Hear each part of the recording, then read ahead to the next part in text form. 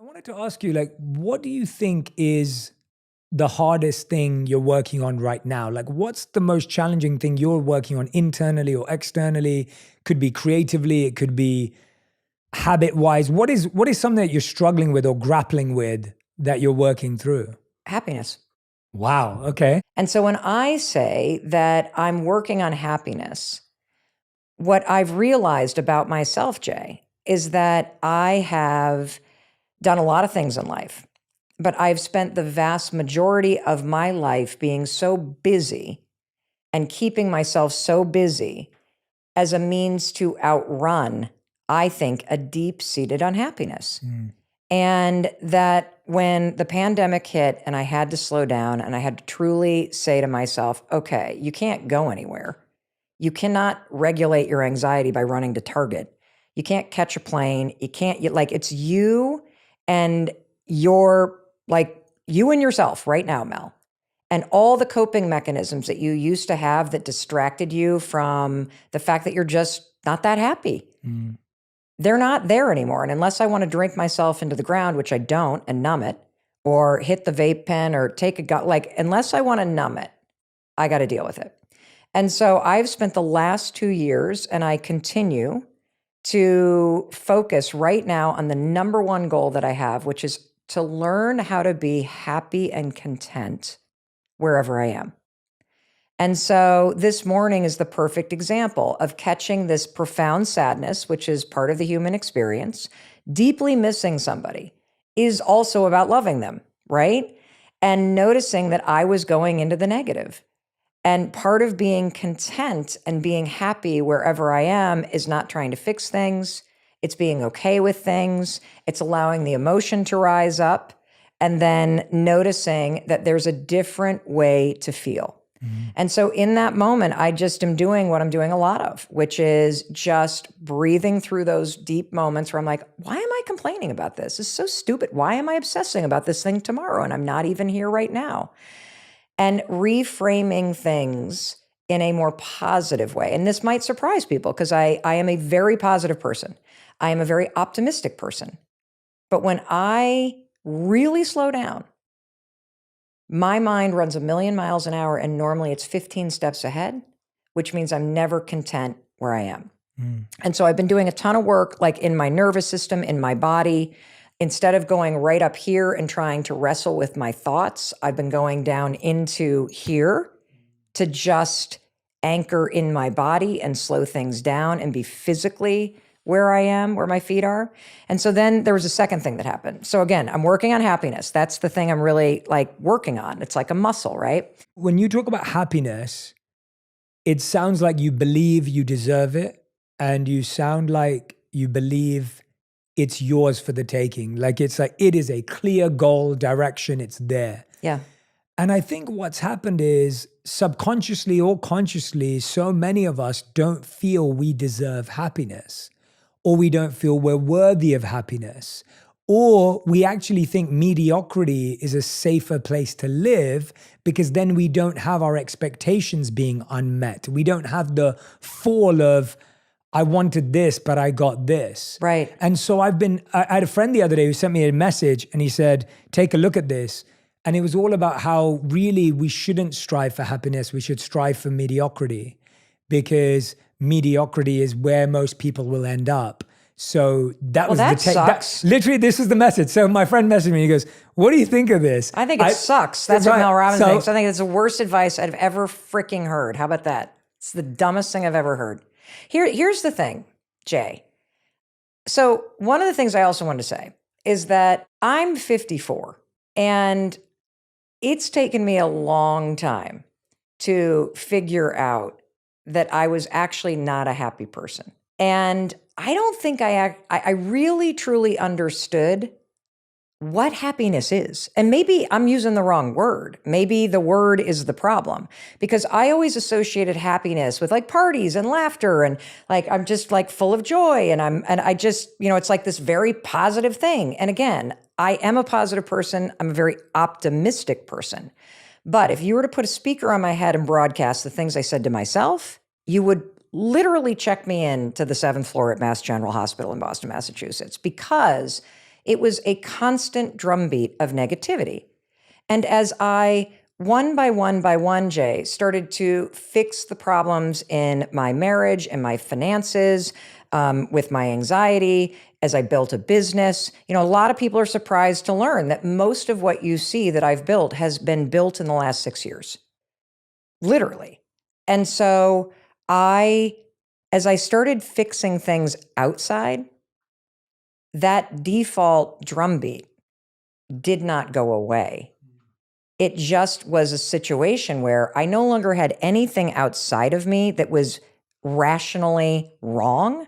So I turned it back on me and just started hammering me in crazy ways.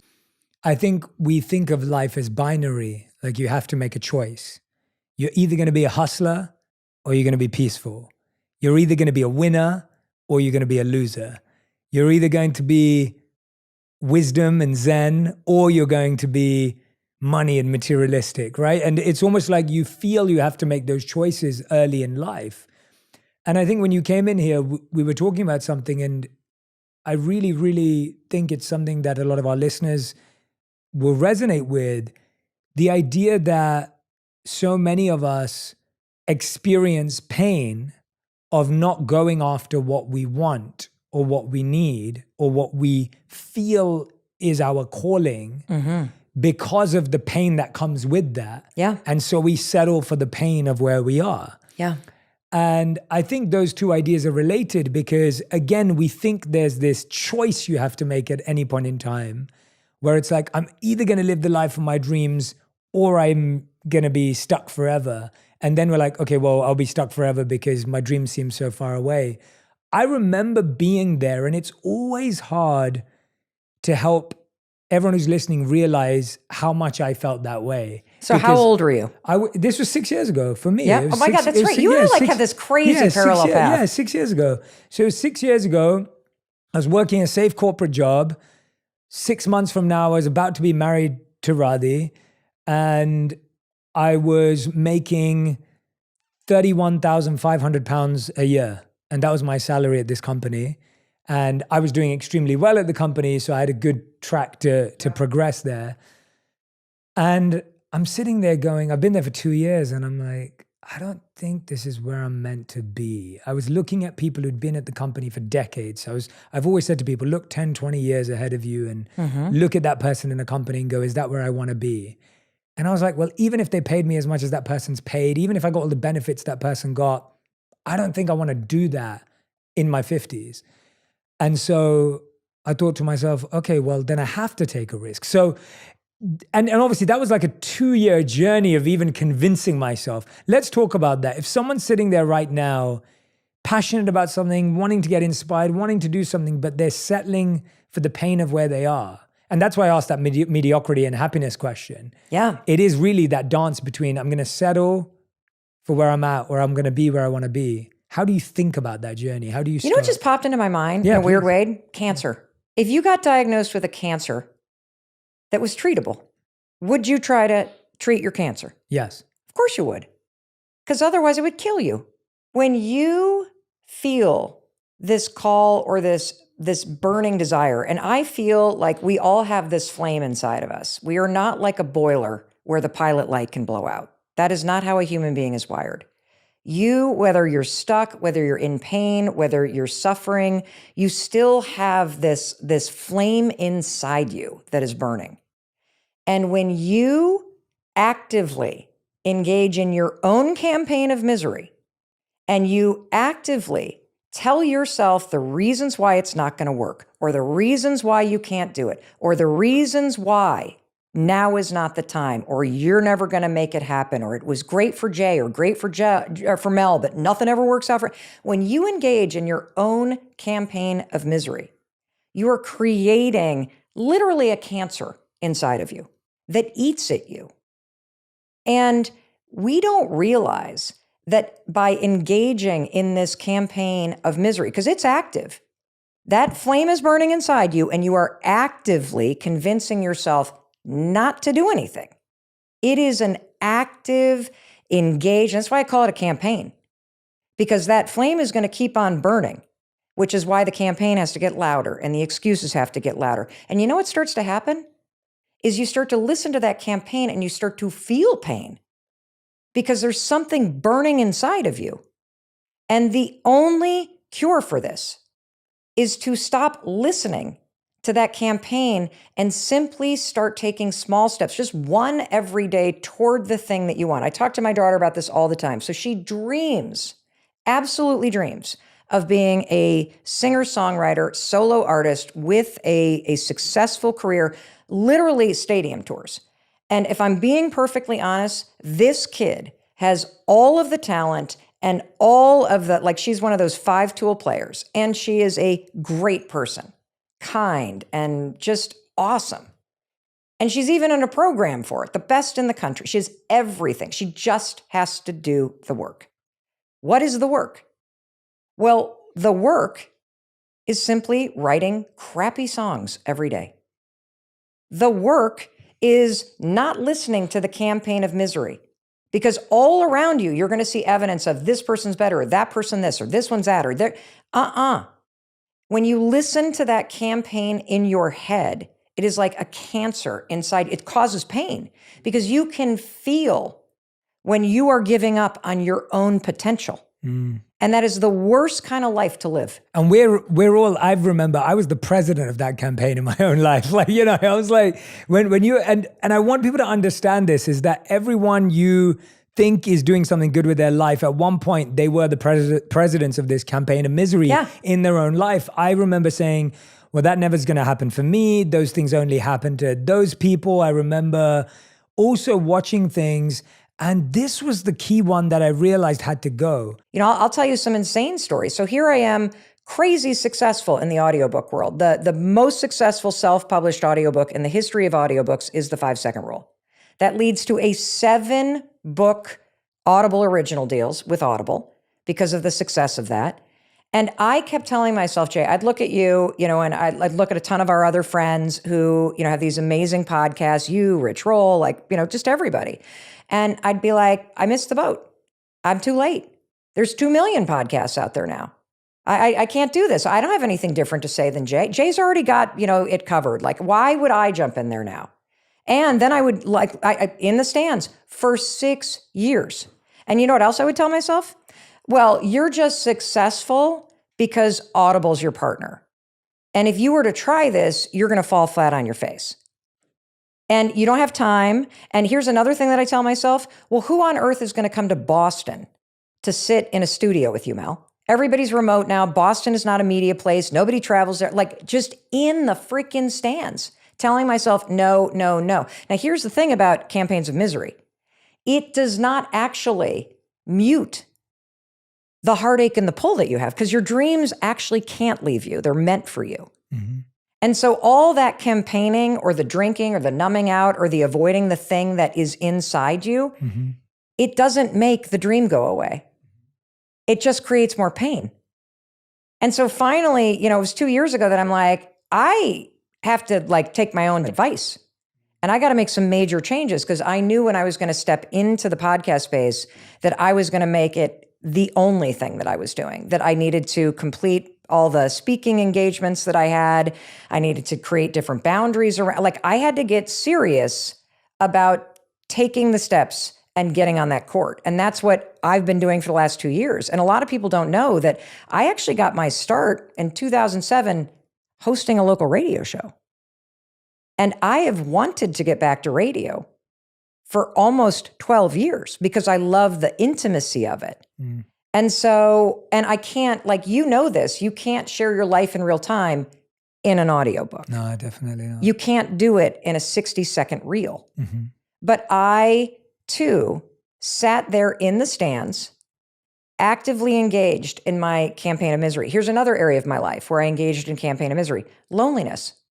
I have been profoundly lonely for a while now. And by lonely, I don't mean alone, because there's people around me.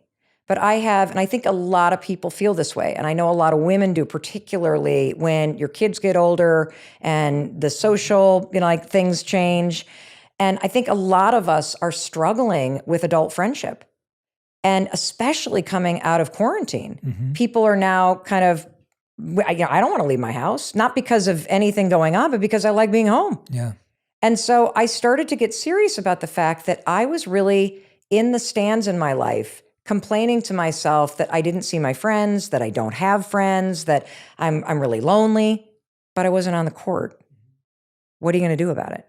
Because it's easy to actually start making friends if you send texts every day to people and you make plans. Yeah. Where is your campaign of misery right now? Oh, that's a great question. Where is my current campaign of misery? Where are you in the stands in your life, Jay? Mine is actually, I grew up loving, I went to public speaking and drama school, and public speaking became a huge part of my life, and drama stopped. And drama is something I'd love to get back into. Really? I loved acting growing up. I loved the idea of getting into someone else's emotions, and I loved the idea of learning about new characters and understanding. And I keep wanting to do it. And 3 years ago, when the Bad Boys movie came out, I was asked by Sony to be in their theatrical trailer for TV. And so I played the role of a therapist with Will Smith and Martin Lawrence. And I had so much, it was so uncomfortable because I hadn't done it for so long. I went to drama school for 7 years. It was so uncomfortable doing it. And I got an acting coach that week, and I practiced and I learned all my lines. And then I got there on the day and they gave me a new script. They said, the script's changed. And I'm going, guys, I had 5 days. I knew about this 5 days ago. I had an acting coach every day for 2 hours a day. And they give me a new script. Then they come in 10 minutes before. I've been waiting around for 2 hours learning this new script. We get there and they say, oh, by the way, Will and Martin have scrapped the script. There's no more script. They're just going to freestyle, and you're going to have to freestyle. I'm like, you want me to freestyle with two of the greatest to ever do it? And I'm not a comedian. Now, were you friends with Will at this point? Not in the way we are today. Okay, so like, because I think people might be like, yeah, but you guys are friends. So you're like, but this is like not a friend of mine. Yeah, we were acquaintances, but not in the relationship. I think that's important. Yeah, and I didn't know Martin at all. I'd never met him in my life. And so I am fully feeling imposter syndrome. I'm fully in my discomfort zone.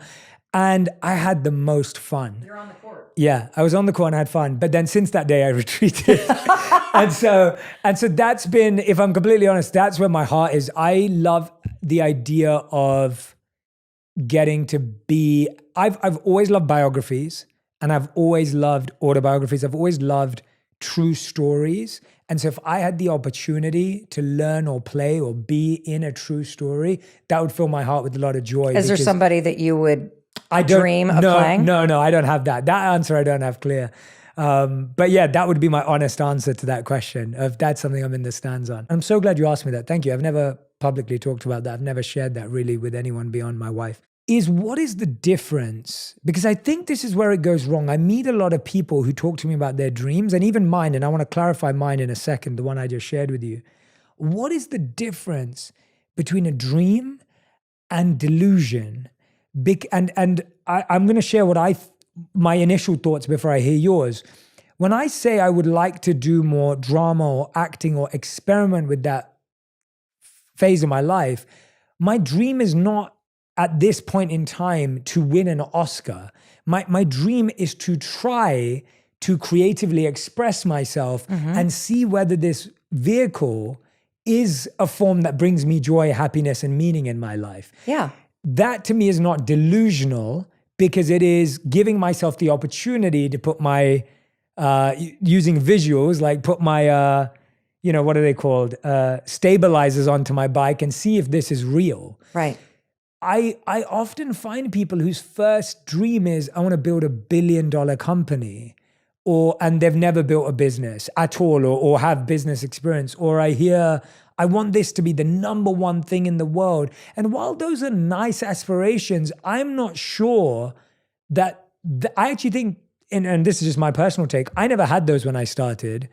And I feel that sometimes without the skills, without doing the learning, without doing the experimenting, those things can actually stop you from doing it, because it's so hard, it's so far away, and there's such a big way to fall. So I want to understand, how do you decipher between dream and delusion? When you talk about delusion, what I hear is like arrogance and conceitedness. Now, and let me explain the difference here. Because I think confidence is this willingness to try, and this belief in yourself and what you're trying to do, right? I think arrogance and conceitedness is thinking you're better than everybody else. Yep. And so when you frame the delusion as this grandiose thing, it feels like it's coming from insecurity. Right. It feels like it's coming from wanting to be better than, versus coming from a place where you're willing to take the risks and try and get on the court of life in a way that's aligned with this thing inside you. And so that's what I process in my own brain when you ask me the question, what's the difference between dreams and delusions? Yeah. Now, if you have a true dream, is it ever delusional? And my answer to that is never. And here's why. I believe that dreams are not meant to be achieved. I believe that your dreams are a directional signal. That the dream is out there in a different chapter of your life, calling you from this moment toward that direction. And that the reason why you still have this burning flame inside you that relates all the way back to something that you did when you were younger that you frickin' loved is because when you walk toward acting and what that requires of you to get on the court and walk toward that dream. And look, the dream could be an Oscar. The dream could be something like that's an award. It doesn't matter. It's in the lane of acting. What I believe about dreams is that the dreams are deeply personal. They are connected to that flame inside you. You were hardwired with them when you were born. It is absolutely part of why you're curious about things, why you're interested in things. Naturally, this is part of your natural intelligence. And that when you get on the court and you start walking toward them, that is what's supposed to happen. Because if you allow yourself to take on some roles in acting, it's going to make something come alive inside of you. That's the purpose of your dreams. It's to make that flame burn brighter inside of you. It's about you awakening something, and your dreams are the directional signal that are trying to point you in what way to move forward. Going back to my daughter, will she ever have a stadium tour? I don't freaking know. She might. That's not the point. The point is to have something come alive inside herself by getting on the court of her life and writing music and putting it out there. Yeah. Whatever happens, happens. The reason why I wanted to launch the Mel Robbins podcast is not so that it could become the #1 podcast in the world. Of course I have those goals. Of course I want to be the #1 female podcast host in the world. Of course that's what I want. But the reason why I am pursuing this is because I wanted to connect with people at a deeper level. I knew that I would come creatively alive. I knew that I wanted to build an ongoing conversation that was deeper. And I also knew I wanted to learn more, because when you're constantly putting out content, or you're standing on stages, or you're writing books, it's kind of a one-way conversation. Yeah. And so part of my solve for loneliness was to stop griping about it to myself and to go, well, what would actually make me feel more connected? What would be of more service to people? What would create a deeper impact? That's why I'm doing this thing. Yeah. That's what I'm getting at. That the clarity, and the reason why I really want to get this really clear for people is that I had a friend last night I was talking to, and they want to start a podcast, and it was the most beautiful intention, right? Everyone wants to start a podcast today. Everyone wants to start anything today. And they right? should. Like it's very and they should. But what I've learned is that anything I've started intentionally has not only more likely brought out the consistency and creativity for me, it's not only been successful, it's also made me happy. And so what I'm trying to get to is, how do you plant a seed that goes all the way from not only growing consistently to giving you joy as it grows, to then giving you that flower, to then giving you that fruit, to then giving you the seed to do more, rather than like, I got the flower, we then cut it, it then broke. And, so when I look at it, I go, I think a lot of people are so obsessed with the result that all they get might be the result. And then you have nothing else. And then that result feels dissatisfying. It's like when we had Gwyneth Paltrow on the podcast, she talked about how like winning an Oscar in her teens, like removed all aspiration, because she goes, well, what do you do next? Right? Like when you've done that, you've done the epitome, the peak of that career in your teens. And now it's like, well, what do you do next? And it's like, well, if it was only about the result, not speaking about her, but if it was only about the result, then you stop. And so I just want to clarify that what you just said is you started it not to be number one. You started it because of the impact you wanted to make, the stories you wanted to tell, Totally. the connection with your audience. And I think if people leaned more into that, to me, that's the real dream. One of the questions we get in my DMs a lot and comments and everything is, and I think people subconsciously or consciously have this as well. So either some people had parents who had very high expectations or different expectations to what the kids wanted. Like you're very aware that what your daughter wants to be and you're happy to support it as long as she wants to be it. Some people have the experience of, well, my parents had very high expectations, but they're not the expectations I want. Or my parents actually didn't have any expectations of me and they were actually more negative and they actually didn't believe in me at all and didn't really think I'd get anywhere anyway. Or when I want to try something, I get the toxic feedback of, well, you're not going to make it anyway. So I think we deal with parenting and a feeling of not believing in ourselves in two ways. One is your parents saw the path, they gave you it, but you're like, that's not my path, this is, and then your parents don't believe in it. Or your parents never believed in any path you were to take. And I think a lot of people I'm hearing right now are feeling like, Jay, I'm just surrounded by family and friends who don't believe in me, don't believe in my ideas, don't believe in the partner I want to be with. Like, I just don't feel like people support my decisions. Yeah. Chris and I have been married 26 years. We have 3 kids. They're 23, 22, and 17. There is no doubt in my mind I've screwed them up. How could you not? Yeah. I mean, we're talking about millions of moments where somebody needs emotional support and you are a mismatch in that moment, right? And I love this term of parental mismatch because it allows those of us that still have a good relationship with our parents to acknowledge a fact. And the fact is, there are things that went down in your childhood that you may not even remember that left you with negative or toxic thinking patterns that you struggle to get rid of as an adult. It is a fact, period. And so I want to start off by saying that because we all deal with this and it is a result of childhood. In fact, Dr. Russell Kennedy, who is amazing, you should have him on your podcast, says that all anxiety results from a feeling of separation from your parents when you're a kid, probably before you were 5. A moment where you felt separate, there was a mismatch. Maybe you were sitting on the floor, you don't even remember this, you're quietly playing, you're in a happy space, and mom or dad comes home and they're frustrated. And all of a sudden they lie, like everybody does at some point because everybody has a volcano moment. It's a fact. And it startles you as a kid. Your body remembers that. And there's this concept in research called ghosts in the nursery that a lot of us struggle as adults with behavior that we're like, where did that come from? And where it comes from is the fact that if you're now an adult and you had an experience growing up in a household where your parents raged or your parents were abusive or your parents just ignored you and you just felt separate or on edge, when you get into those same situations as an adult, your body has a feeling first. We think first. We don't. Your body has the feeling first.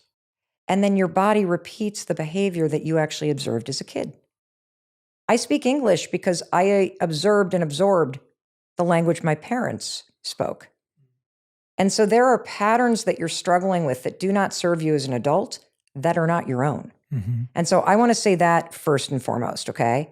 That one of the greatest gifts of being an adult is separating from your parents and deciding how you want to talk to yourself, how you want to change the way that you think, how you speak, how you support. So that's number 1. Number 2, it is so common and natural to feel this kind of complex mix of guilt and of pressure to want to please your parents.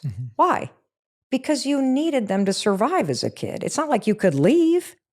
And what we learn as kids is that there is a give and a take, and that oftentimes that love that you need and that support that you need is very transactional. That mom and dad are in a great mood and you get a lot of attention when you're doing well in sports or doing well in school or you're doing what they want them to do. And what we women learn in particular is that if you're not doing what I want you to do, that's bad. Because guilt, by definition, is feeling bad about what you just did. We learned that feeling during childhood, and it happens to everybody. And so I want to just say this because I want to normalize that these are things that don't mean that you're damaged. It's stuff that we have to heal for ourselves as adults. And so here's rule number one. If your parents or your family are not paying your bills, they have no vote. If your parents are paying for your bills, there is going to be power in what they're saying. There is a transaction there because they're paying your tuition or they're paying whatever, and not all parents are transformed. And so I'm saying that because one of the fastest ways to free yourself is to pay your own way.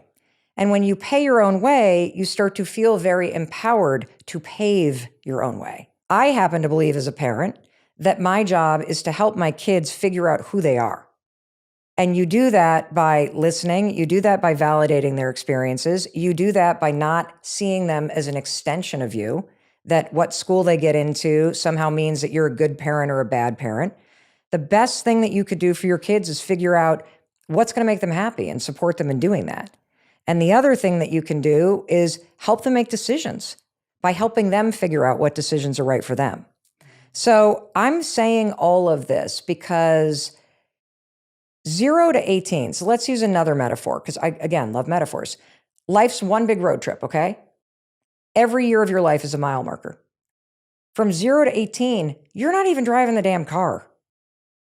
Somebody else is. You're in somebody else's car. They're telling you what to do. They're controlling what's happening. The second you get to university or you leave home, you get to navigate your own life, but not if somebody else is paying for it. Yeah. I think that perspective is empowering if you're willing to take that risk. But what we found, the research shows this as well. There was a study a few years ago that I looked at which talked about how, with men and women, when men see a job description and they can do like 50 to 60% of Right. it, It's an HP study. they'll say, I can do it. Right. And then when a woman sees a job description and even if she can do 80% of it, she'll be like, I can't apply because I can't do 20%. And so I find that we do it in dating too, by the way. Right. So yeah. So that disproportionate self-doubt that comes in there, or that lack of self-confidence, as someone who's a mom of girls, like, do you see that playing out differently for you and for them? And so there's a tremendous amount of research on this with girls and confidence. And I have a theory as to what happens. And I know what age it happens at, typically for girls, because girls struggle with crippling perfectionism in numbers that far outweigh what happens to boys. And I believe there is a specific reason why. So at the age of 12, boys and girls have the exact same levels of confidence, Jay. At the age of 13, girls' confidence fall off a cliff, according to the research. And I think I know why. The reason why, in my personal opinion, is because that is the average age that a girl goes through puberty and she starts menstruating. Now, here's the interesting thing about girls when they go through puberty. It's like a public conversation. And what's the first thing that somebody says to a little girl when they get their period? You're a woman now. And it's also something that happens to your body. So there's this like implied maturing, this implied notion of sex. There's also the fact that your boobs are growing and you're budding and people are self-conscious. And so now you're wearing a sweatshirt. You also know who's got their period. Somehow everybody knows when this is happening. Everybody's talking about it. And so you, in that moment, lose the control of the conversation about your body. And for most girls, it's incredibly uncomfortable. Like, I remember one of my daughters wore like a gigantic sweatshirt for 2 years just to hide her developing body. Other girls might show it off because you get more attention. But it becomes this public conversation about where you are in relation to everybody else. And most girls in addition to the socialization that you get from the media and from culture, you start then wishing you look different. You start to obsess about yourself. If I could just get it perfect, if I wear the perfect sweatshirt, then nobody's going to notice. And you start micromanaging as a defense mechanism to public judgment. That's what I think happens, because the perfectionism is off the charts too. When you dudes hit puberty, it's typically when you're 15, and it benefits you. I mean, because we're not talking about what's happening with your balls, right? It's not like some conversation about that. We're talking about the fact that your voice is deeper. You've gotten taller. It benefits you in high school sports. And so it doesn't impact your guys' confidence. It actually helps you. And that's where it begins, in my personal opinion, along with the fact that there's so much that happens generationally, where boys are encouraged to take risks, boys are in sports where they're knocked around, boys are picked up and shoved back in the game, girls are coddled a little bit more and told to be a good girl, be a nice sister, go hug your uncle, all those things that send a message that leads to women struggling with confidence. What do you think then are some of the things that you did later on and you want for your daughters to do to develop better confidence? Like, what are some of those steps towards better confidence? Because I think it's so difficult, right? Confidence requires you to do so many things you don't want to do to develop it. Yeah. Like, I think the problem with the word confidence, when I look it up in the dictionary, it's one of my favorite definitions of a word. One of the definitions is acknowledgement and self-assurance in one's own abilities, right? Like, you're acknowledging and you are aware of and you're reassured of your own abilities and your qualities.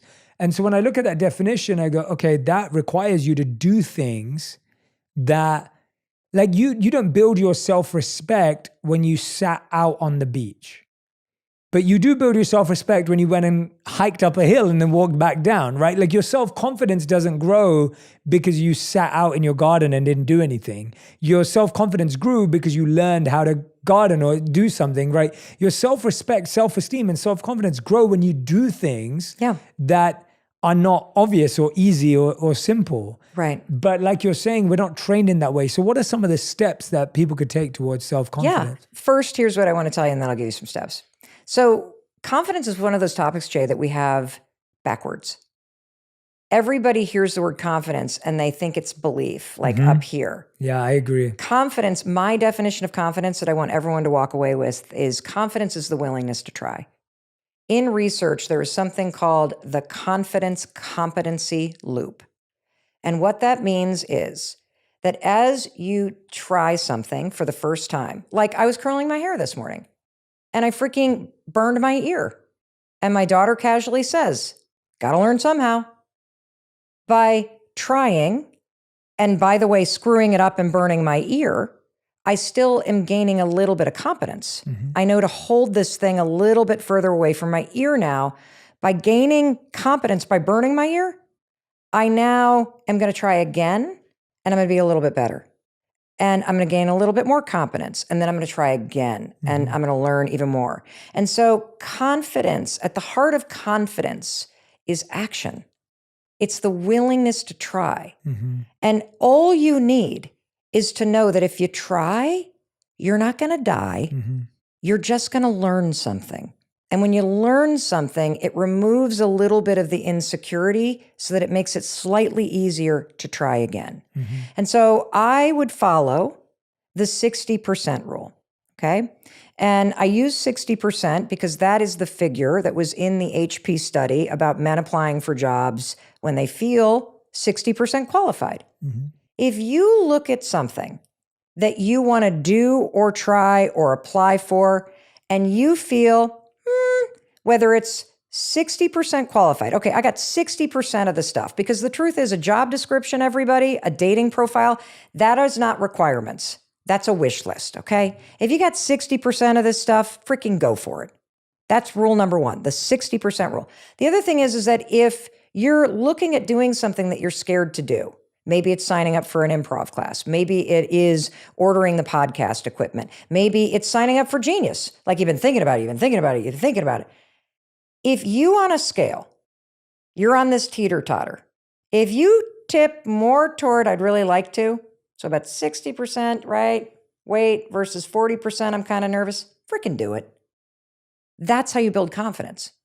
Because back to the original thing that we're talking about, self-doubt grows when you engage in negative talk to talk yourself out of the things you want to be trying. There is so much pain, Jay, in talking yourself out of trying things. And it just makes me so sad and frustrated to see so many of you that are listening, wasting years of your life, really feeling this desire to try something and putting all your energy into talking yourself out of it. Here's something that I just recorded an episode about this, and it's the fall. So I'm thinking a lot about the fact that, in the fall season, at least in New England, and I realize in other areas of the world, it's not the fall right now, the leaves fall off the tree, right? Here's an interesting fact. This is not a beautiful, graceful thing that happens.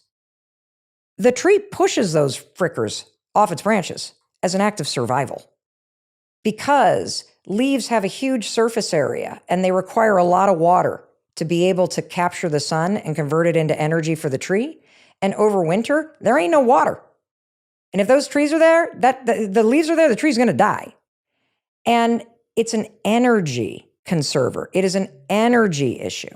You are putting so much negative energy into things that you won't let go of, into complaining, into relationships that don't work, into your excuses. Do you know how much energy it takes to walk into a job you can't stand? And yet you do it every day. Imagine if instead of sitting at your desk resisting, complaining, gossiping, and coming up with excuses, imagine if you just redirected some of that energy toward looking for something else. That like the leaves get pushed off a tree, you make a decision that today I am actually going to let go of the gossiping and complaining about this because that is zapping my energy. And I'm going to direct my energy at something positive because once I get rid of that, I got room for something positive to grow. Mm-hmm. And complaining to yourself and robbing yourself of just trying something. Yeah. And we don't think about it that way. Yeah. It takes the same amount of energy. I think more. Yeah, more potentially. It definitely, it's more draining. But it is, if anyone wants to think about it, it's that same energy just put in a different direction could change the course. It does change the course. Yeah. And it just needs to try. I love that willingness to try. So the 60% rule, there's one takeaway on confidence, okay? The second thing that you can do with confidence, because it's action-based, this is where the 5-second rule is a game changer. Just use my 5-second rule literally in those moments where you feel self-doubt kick in. You got to be careful because you have a habit of hesitating. You have a habit of doing what psychologists say. You have a bias towards thinking. And so a second takeaway is use my 5-second rule. And when you catch yourself hesitating, when you catch the self-doubt coming in, when you catch the feelings and the excuses rise up, count backwards, 5, 4, 3, 2, 1. And by the time you get to 1, the prefrontal cortex will have focused on the counting and you've got literally a split second to move. And the trick about this is when you start counting, you've made a decision to try. And the counting itself is like a Trojan horse because it's the first action. Mm-hmm. I want to ask you about one final area of thought because we were talking about it before. And I think a lot of our community does it. I have to ask it because I just wrote a book called 8 Rules of Love, which is out next year. And I talk about this in one of the chapters, so I'd love to hear your perspective on it. But the idea where you've been married for 26 years, right? Congratulations, that's incredible. And that's beautiful.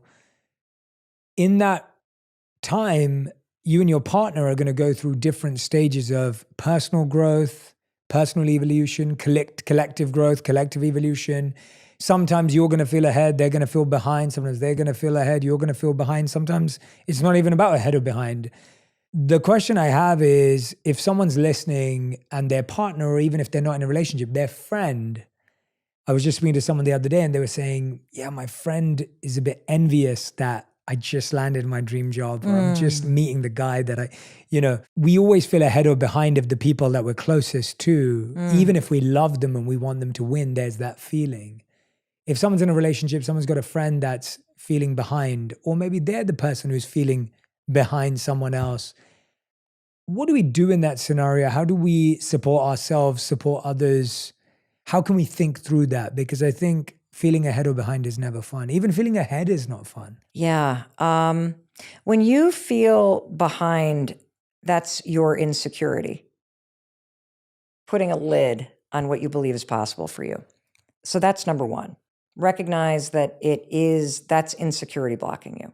And you can use that as a sign that, all I have to do is start walking toward things. The second thing I want to share with everybody is that it is normal to feel envious or even be somewhat of a jerk when somebody that you care about changes. And I want to tell a story to explain why. Mm-hmm. And the story, I'm the villain, okay?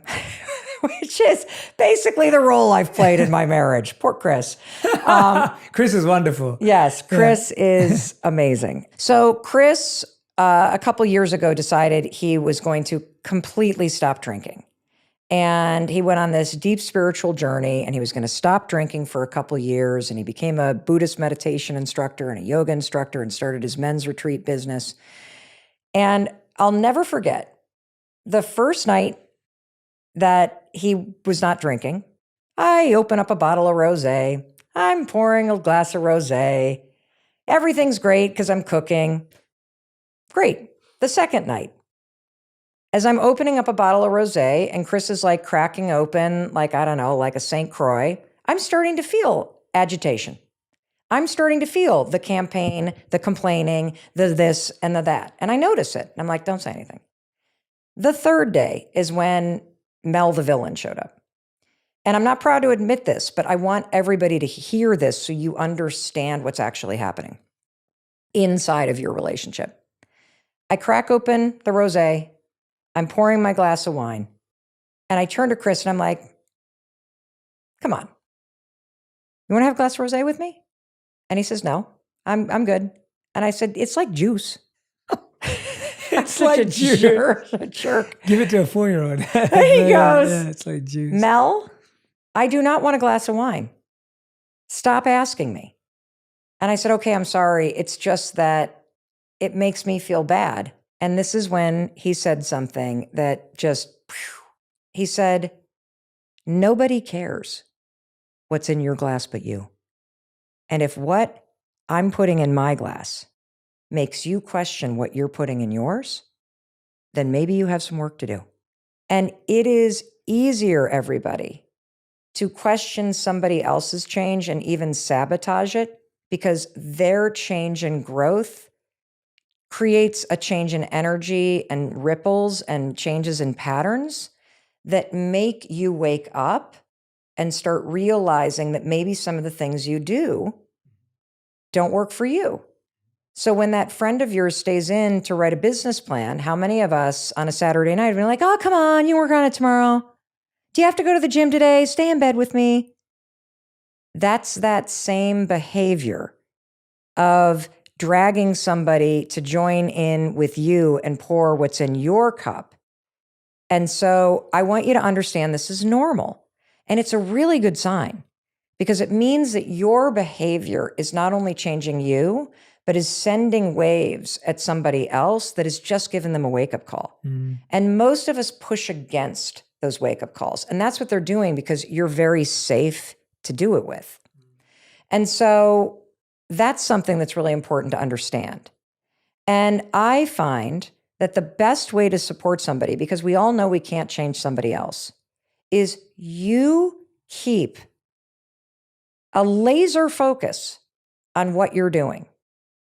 Because the bigger the change becomes and the happier you become, the more difficult it's going to be for your friend or your family to ignore it. And the more it's going to stir up more things and eventually inspiration. And the best thing that you can do is ask leading questions. Do not tell somebody what to do. That is the worst thing you can do in a relationship or friendship or as a parent. Instead, like literally, hey, you don't seem happy.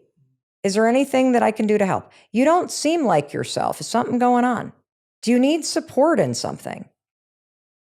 And, my favorite sentence on the planet as a parent and as a wife is, do you need me to listen? Or would you like to know what I'm thinking? Mm. And 9 times out of 10, my kids, my husband, the folks that work for me, they just want me to listen. And so I think when you create an opening for somebody to stop engaging in their own self-doubt and their own very active and painful kind of reasons why they can't join you at the gym, or reasons why they're not going to meditate, or reasons why they're not going to join you in dry January, or whatever it may be, or the reasons why they can't we all have a friend, I can't look for a job, I'm never going to find anybody. That's not true, and you know it. So create the space. You be the light on the path ahead. And when you hold your light higher, eventually that jealousy and those excuses, it actually allows it to disappear, and you become part of the force that pulls them forward. And the other thing you have to understand is that there are going to be legs of your journey in life, and this is one of the hardest things, where people are going to pull off and take a different route. That's okay. They may come back at another time. That's okay. And, the final thing that I wanted to say about this is it's a very simple exercise that you can do with somebody. And this helps somebody who is either struggling with happiness and doesn't know how to get started, or is struggling with confidence and is not able to take action, or who is resisting the changes that you are doing and you would love to see them do. And we want to overcomplicate these big words like happiness. I know I did for decades, or confidence. It's actually found in the little things.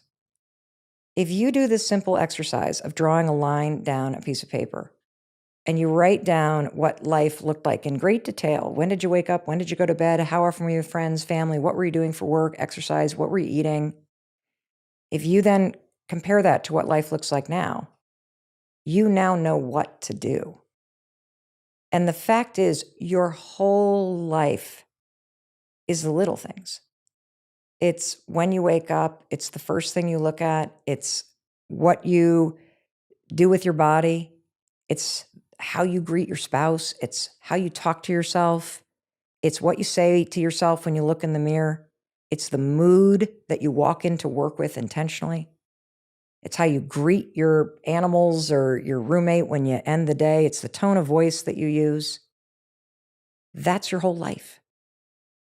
And if you were to just take the time and intentionally write down a few simple things that you do when you're happy in life, and you were to focus for the next 7 days on just adding one of those in a day, you would be very surprised how getting some of the little things right actually starts to turn your life in a completely different direction. So powerful. Mel, it's been an absolute pleasure having you back on the show. The Miles Robbins podcast is out right now. You can go and listen, subscribe, share. Please, please, please go and do that. Mel, I love sitting down with you. Today was that perfect balance, as I was talking about before, of playing tennis, going back and forth, and at the same time, just getting some really practical, insightful advice from you on step-by-step, strategic, systematic breakdown of how to do things. I want to thank you from the bottom of my heart for being a dear friend to me and Radhi. I hope me, you, Chris, all of us get to spend lots more time together, genuinely, or even if it's not lots more time, but it's deep time together. That would make me very happy. And I wish you all the best on defeating the campaigns of misery for yourself and everyone else in the world through your show, through your books on Audible, through your book in the 5-second rule, and also for helping me start working on my campaigns of misery as well. So thank you so much, Mal. I deeply appreciate you. Very grateful to you. I love you, Jay. And I can't wait to see you acting. Yeah, now I have accountability. So I want to offer another mistake I've made. And I've made this with both Chris and with our daughter, Kendall. So Chris, as he is running Soul Degree, which is men's retreat, and our daughter, Kendall, as she's writing music. One of the best things that you can do to help create momentum is to call out the teeny steps they're taking. I made a mistake with our daughter for a long time where I kept talking about the big stuff. Or I kept saying, but you're not writing songs, or this would make a great song, or, play me something new. And she would go, stop talking about this. Stop telling me what to do. Because when somebody loves you, they respect your opinion. And trust me, they know when they're not doing what they need to do every day. Mm-hmm. So you will support somebody more when you say, I'm really proud of you for the fact that you're very relaxed about this. I'm really proud of you for the fact that you're not beating yourself up, that it's not happened sooner. I'm really proud of you for marching to your own drum. I'm really proud of you for writing a song today and playing it that's freaking awesome.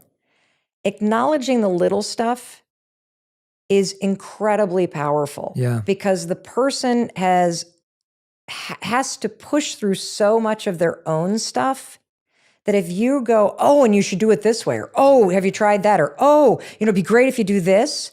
You're not actually building momentum. You're pointing out what wasn't done. And that was something I was guilty of for a long time, catching myself and trying to look for, oh, what are they doing? And giving them that pat on the back, that hug, that high five, that verbal acknowledgement of the effort done, or even the fact that they haven't done anything, but they're thinking about it, that is worth it too. And the reason we do that, this, is because we don't give ourselves a pat on the back for doing something small. So we don't even acknowledge when we do something small, we're waiting and we're saying to ourselves, oh, well, all you did today was go to the gym. All you did this week was go to the gym twice. That's not enough. Yep. And because we talk to ourselves like that, when someone in our life does it, it triggers us back going, yeah, they only went to the gym twice a week too. Like, that's terrible. Yep. And so I couldn't agree with you more. And I think I've had to be my own cheerleader for so much of my life and notice the little things that I've done and the little progress that with Radhi, I've definitely seen that, and she appreciates it, where I'll just, notice those smaller things. But I realize that anytime I get triggered by someone's lack of growth, it's because I'm triggered by my own lack of growth. And I'm just reflecting that back onto them. I'm upset with myself for not going to the gym more times this week. And because they haven't, I'm now releasing that on them. And that's been such a great way of going, okay, well, I need to be kinder to myself too for the little wins. Yes, it took you 2 years to launch this podcast, but there were things in those 2 years that you learned about getting to where you are now that you made so many steps of progress. And that's why, it's and doing also, so well. There are so many little steps about completing things so that you can create room. Yes. And so one of the other things I want to offer too is, yes, that tendency for us to jump in and be like, oh, did you try this or do this or and like kind of create this snowball. It does come from the fact that a lot of us are not encouraging of ourselves, but it also comes from a really altruistic loving space. Yes. Because you love this person so much, you want it so much for them that as soon as you see a tiny step forward, you're like, let's do this. And you want to join in with them. And so it can come from both a place of your own lack of support for yourself as a default, unintentionally, but it also comes from a really good place because you're just so excited and you then amplify things and then they feel crushed because what they did do doesn't now feel like enough. Absolutely. I love that clarification. I agree with this both.